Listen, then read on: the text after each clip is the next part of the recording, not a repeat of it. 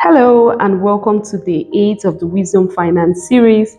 It's the beginning of week 2 of this life transformative journey, and I really do hope that it has been life transformative for you so far. I've been getting a lot of testimonies and I am super excited about this journey. Today, I would be talking about how to prioritize in your budgeting process. Now, we have established that your income needs to supersede or be more than your expenditure or your anticipated expenditure.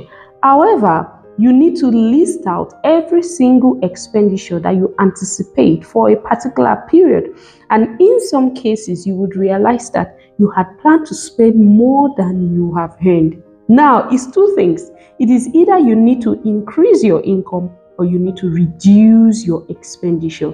Within the scope of this mastery program, I will be focusing on how to reduce your expenditure, which is very important, so that your expenditure do not overshoot your anticipated income for that particular period. Number one, intent. Why do you want to spend that money you want to spend? What do you want to spend it on? Is it really very important? There are people who want to spend money on certain things for crazy reasons. Some maybe because they see their friends doing it. Some maybe because, it is trending. Some people just have some very crazy reasons why they want to buy certain things or do certain things at certain time. The question is it important? What is your real intention? Is this something that would really move you forward? Is this an expenditure that you want to incur for yourself and for your own progress in life? Or is this something you're doing because of another reason? You need to be clear on your intent, and you need to determine how important it is for you in that particular time and season. Number two, is it a need? Need versus want. A need is something that you cannot do without. But a want is something that you desire it, but you can really do without it anyways.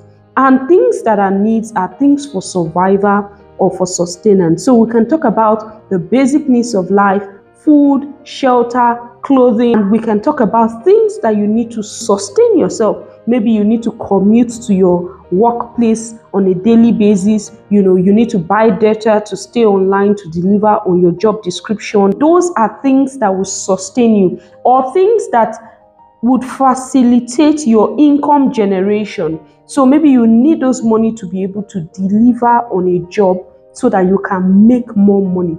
Those are things you need for survival and sustenance. So you need to be clear whether it's a need or it's a want. If it is a want, then you may want to deprioritize it and prioritize needs. So after you have listed all your things, first of all, you need to determine the intent and how important those things are. You need to determine whether they are needs or they are wants. You can begin to shift the needs up the priority list, and then you move the wants down the priority list. And then next, you want to check, is it really a need for me now? Sometimes there will be some things that are needs for you, but they may not be need for you in that particular period that you are budgeting for. For example, if your rent is due in February and then you're prioritizing it for November of the previous year. So yes, it's a need, but it's not a need for you at that time. So you need to be clear, is it a need for me now? Or another way is,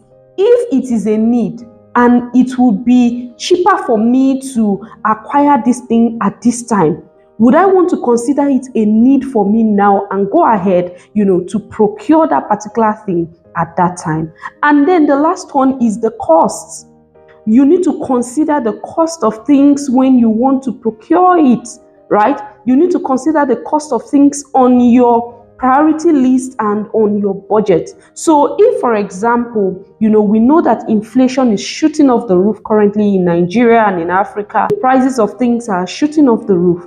Instead of you to say, okay, I want to, keep this money aside, and you need something in the next 2 months, that the price of that particular thing would have significantly changed within the next 2 months, then you can decide that, okay, even though it's not a need for me now, I need it in the next 2 months, and it's not going to spoil if I get it now anyways. So I would rather get it now than wait till the next 2 months when I'm going to pay more on that particular thing. So that would really help you to begin to sift out the priorities from the non-priorities. Do you see? So is it important?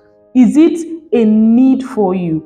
Is it a need for you now? Is it cost effective for you to buy or budget for that particular item within that particular period that you are budgeting for? Once you look around this and you are able to utilize these things to sift the cost in your priority list, you would be able to separate the things that you need to focus on right now and the things that you can move forward to the future. So reflect on it, look at that list that you have developed and take them through these 4 tests and stick to the things that your income can cover right now and the things that are priority for you right now. And I will see you in day 9.